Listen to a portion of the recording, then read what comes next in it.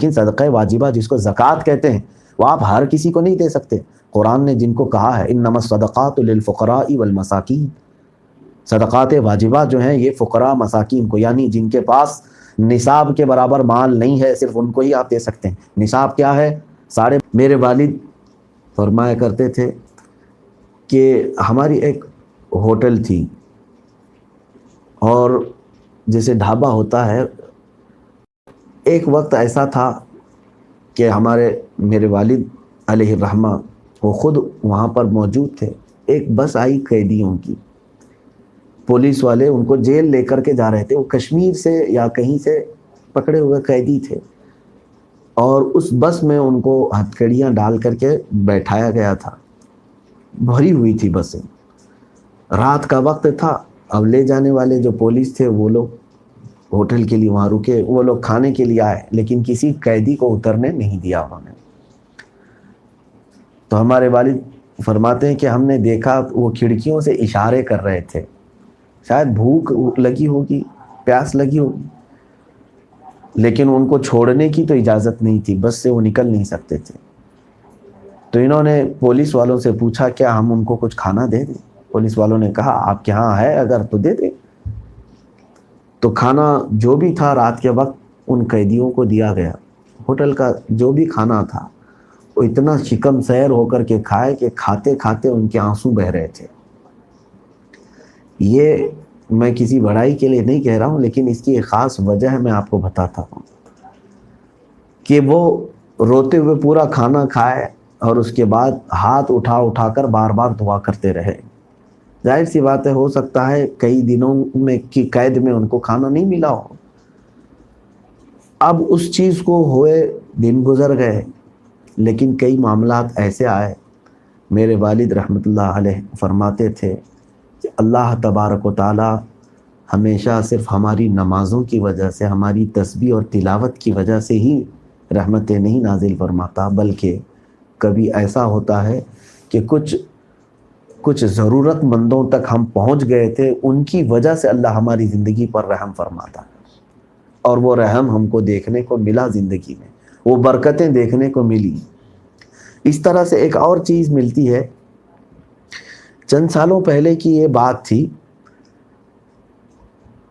ترکی میں جو ہے اکثر لوگ، ترکی کا لوکیشن ایسا ہے کہ وہاں پر آدھا حصہ اس کا یورپ میں اور آدھا ایشیا میں، استنبول کا، کیونکہ وہاں سے یورپ شروع ہو جاتا ہے اور پھر یہ ترکی اصل ایشیا میں ہی ہے۔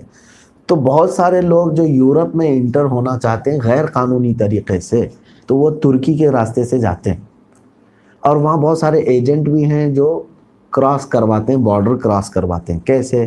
کشتیوں سے، پانی کے ذریعے سے، یا پھر ان کے پاس خفیہ راستے ہوتے ہی ہیں، ایک کنٹری سے دوسری کنٹری پار کرواتے ہیں۔ یہ بہت دھندا چلتا ہے، امریکہ میں بھی ہے، وہاں بھی دو کنٹریوں کے درمیان، یعنی جو بغیر ویزا کے جانا چاہتے ہیں۔ ایک صاحب کہتے ہیں کہ ہم کافی دنوں سے ترکی میں تھے، ایک ایجنٹ کو ہم نے سب پیسے پکڑائے اور کہا کہ ہم کو تم یونان، اٹلی پہنچا دو، اٹلی یا کسی جگہ پر وہ پہنچنے کے لیے اس سے وعدہ لے لیا۔ اس نے پیسے بھی لیے، اور سارے اس میں جتنے تھے وہ اکثر اس میں مسلمان بھی تھے، دوسرے کنٹریز کے بھی تھے، ہندوستان، پاکستان وغیرہ کے رہے ہوں گے۔ یہ کہتے مقررہ وقت میں ہمارے ایجنٹ نے کہا ہم کشتی میں جائیں گے، بوٹ میں، اور مجھے معلوم ہے کہ ساحل پر جب ہم اٹلی پہنچیں تو کون سی جگہ پر لنگر انداز ہونا ہے، اور کہاں کوسٹ گارڈ نہیں ہوتے ہیں، پولیس والے نہیں ہوتے ہیں، اس طرح سے میں پار کرا دوں گا۔ تو یہ صاحب کہتے ہیں کہ ہم نکلے، یہ بھی ایک میسیج میں مجھے ملا تھا۔ تو وہ صاحب کہتے ہیں کہ ہم جب نکلنے والے تھے تو ایک گندا قسم کا ایک آدمی بھی تھا، یعنی گندا اس طرح کے میل کچیل میں پڑا ہوا، نہ اس نے نہایا ہے، کچھ بھی نہیں ہے، لیکن وہ ضد پر اڑ گیا کہ میں بھی تمہارے ساتھ چلوں گا۔ اب وقت ہوتا گیا، کشتی پر جب سب سوار ہونے لگے تو وہ بندہ بھی سوار ہو گیا۔ دیکھنے میں نہایت ہی مفلس تھا، بدن پر پورے کپڑے عجیب قسم کے بدبو کر رہے تھے، بہت بدبودار کپڑے پہنا ہوا تھا، تو لوگ اس سے تنگ آ رہے تھے، یہاں تک کہ اب وہ اٹلی کے ساحل کے پاس پہنچ گئے. اب سخت ٹھنڈیوں کے دن تھے اور وہاں ایسا ہوتا ہے کہ پانی جو ہے نا برف میں تبدیل ہو جاتا ہے، پتلی پرت ہو جاتی ہے پانی کے اوپر برف کی ٹھنڈیوں کے دنوں میں.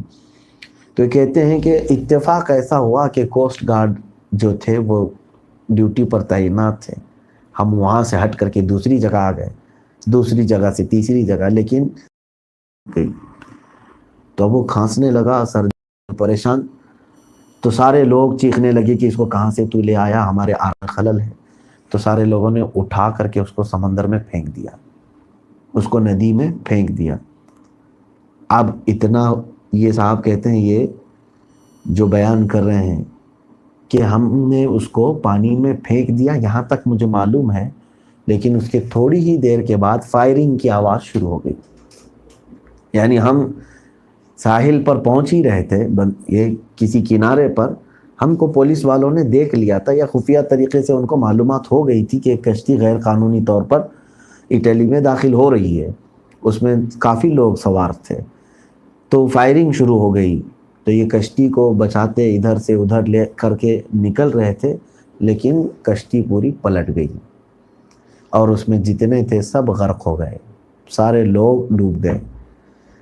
جنہوں نے یہ بیان کیا ہے، وہ کہتے ہیں کہ میری آنکھ کھلی تو میں ایک ہاسپٹل میں تھا،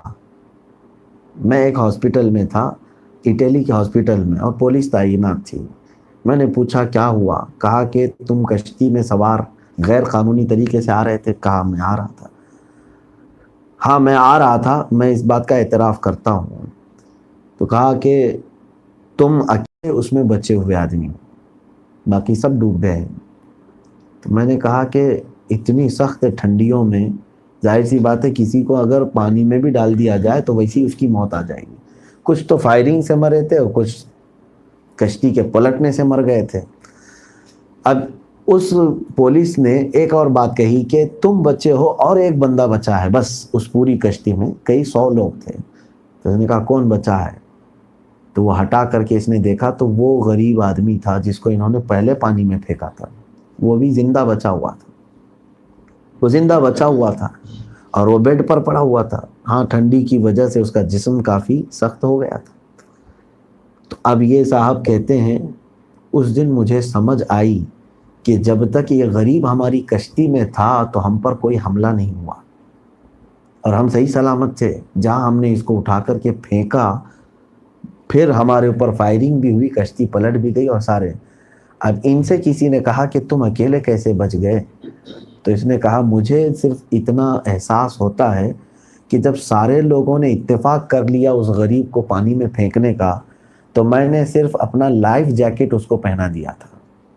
اس کو پھینکنے کے وقت میں نے ایک لائف جیکٹ اس کو دے دیا، جس کی وجہ سے میرا دل اطمینان میں تھا کہ ایک غریب میلا کچیلا جیسا بھی ہے بچنا چاہے تو لائف جیکٹ سے بچ جائے گا.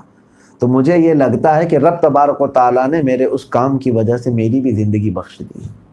عزیزان گرامی وقار، اگرچہ یہ حکایات ملی ہیں مجھ کو کسی سورس سے، کسی ذریعے سے، لیکن میں یہاں یہی کہنا چاہوں گا ان واقعات کا جہاں تک بھی تعلق ہے، لیکن عبرت کافی ہے اس میں. صرف اس لیے میں عرض کر رہا ہوں کہ ہماری زندگی میں بسا اوقات اللہ تبارک و تعالیٰ کی رحمتیں کسی اور کی وجہ سے ہوتی ہیں. جیسے کہ حدیث میں ملتا ہے کہ تم اگر اپنی بیوی کو کھلا پلا رہے ہو تو تمہارے رزق میں وسعت ہوگی، کیونکہ وہ کمزور ہے، وہ خود کما نہیں سکتی، وہ خود محنت نہیں کر سکتی باہر جا کر. تم اس کو کھلا رہے ہو جس کی وجہ سے تمہارے رزق میں وسعت ہے. اگر کسی کے گھر میں معذور بچہ ہے تو وہ بالکل خوف نہ کرے، اللہ تعالیٰ اس بچے کی برکت سے اس کے لیے عرش کے کئی دروازے کشادہ فرماتا ہے. اگر دنیا میں اسے نہ بھی ملے وہ یقین رکھے کہ اللہ نے آخرت میں اس کا بہت بڑا اجر رکھا ہے. تو بہرحال یہ خیال کرنے کا اور دوسروں کی مدد کو پہنچنے کا مہینہ ہے. اپنی زکوٰۃ کو لوگ یہ سمجھ رہے ہیں، یہاں پر کچھ مسئلے بھی میں بتا دوں کہ لوگ اپنی زکوٰۃ کو یہ جو کٹ میں ادھر ادھر استعمال کر کے یہ سمجھ رہے ہیں کہ سارے لوگوں کو ہم پیسے یہ کھانا بانٹ دیں تو زکوٰۃ ہو جائے گی. ایک بات یاد رکھیں، اسلام نے صدقے دو طرح کے بتائیں ہم کو، ایک صدقہ واجبہ ہے، ایک صدقہ نافلہ ہے۔ صدقہ نافلہ کسی کو بھی آپ صدقہ کرتے رہیں، مستحق ہو نہیں ہو سب کو آپ دے رہے ہیں، وہ نفل ہے۔ لیکن صدقہ واجبہ جس کو زکوٰۃ کہتے ہیں، وہ آپ ہر کسی کو نہیں دے سکتے۔ قرآن نے جن کو کہا ہے انما الصدقات للفقراء والمساکین، صدقات واجبہ جو ہیں یہ فقراء مساکین کو، یعنی جن کے پاس نصاب کے برابر مال نہیں ہے، صرف ان کو ہی آپ دے سکتے ہیں۔ نصاب کیا ہے؟ 52.5 تولہ چاندی یا 7.5 تولہ سونا، یا ان میں سے کسی ایک کے برابر کی رقم جس کے پاس ہے اس کو مالک نصاب کہتے ہیں۔ مثال کے طور پر 52.5 تولہ چاندی کی قیمت اگر آج مارکیٹ میں 40,000 ہے فار ایگزامپل، تو جس کے پاس 40,000 سیونگ ہے تو مالک نصاب ہے، اس کو اگر آپ نے زکوٰۃ دیا تو آپ کی زکوٰۃ ادا ہی نہیں ہوئی، آپ کی زکوٰۃ ادا نہیں ہوئی۔ تو مستحقین تک پہنچنا ایک بہت بڑی ذمہ داری ہے۔ یہ لوگ آسان سمجھ رہے ہیں، اور اسی طرح کسی جگہ ایک میلہ لگا کر سب کو بانٹ دیا اور سوچ رہے ہیں زکوٰۃ ادا ہو گئی۔ اگر اس میں سے کسی غیر مستحق نے لے لیا تو تمہاری زکوٰۃ ادا ہی نہیں ہوئی، اور تم پر وہ وبال ہمیشہ رہے گا زکوٰۃ نہ دینے کا۔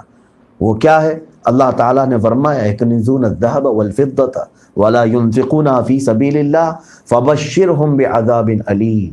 جو لوگ سونا چاندی خزانے کے طور پر جمع کرتے ہیں اور اللہ کی راہ میں اس کی زکوٰۃ نہیں نکالتے، اللہ فرماتا ہے محبوب ان کو بشارت دے دیں کہ دردناک عذاب ان کے لیے تیار ہے۔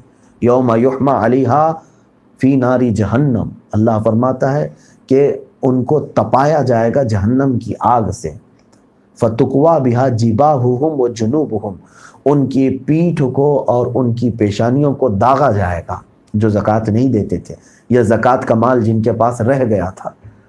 تو یہ یاد رکھ کر کے چلیں کہ زکوٰۃ صرف اعلان نکال کر کے ایک مجمع میں بانٹ دینے کا نام نہیں، بلکہ آپ کو حکم ہے کہ آپ مستحق تک پہنچیں۔ جب سیدنا ابوبکر صدیق رضی اللہ تعالیٰ عنہ خلافت کے منصب پر قائم ہو کر کے بھی جنگل میں موجود کسی معذور کو کھلانے کے لیے جا سکتے ہیں، وہ ایسے معذور کو جس کے ہاتھ پیر کٹے ہوئے ہیں، صدیق اکبر رضی اللہ تعالیٰ عنہ روزانہ وہاں جا کر اسے روٹیاں کھلا کر کے آتے تھے۔ تو جب وہ پہنچ سکتے ہیں مستحق تک تو آپ کو کیا ہے؟